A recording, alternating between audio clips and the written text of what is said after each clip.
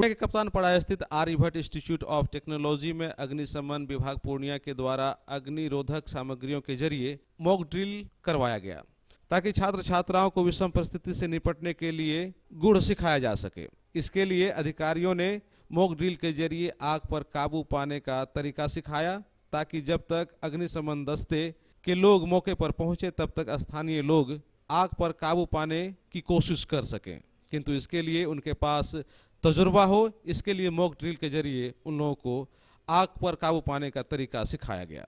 इस मौके पर इंस्टीट्यूट के छात्र छात्राओं के अलावे बड़ी संख्या में इंस्टीट्यूट प्रशासन के लोग मौजूद हैं।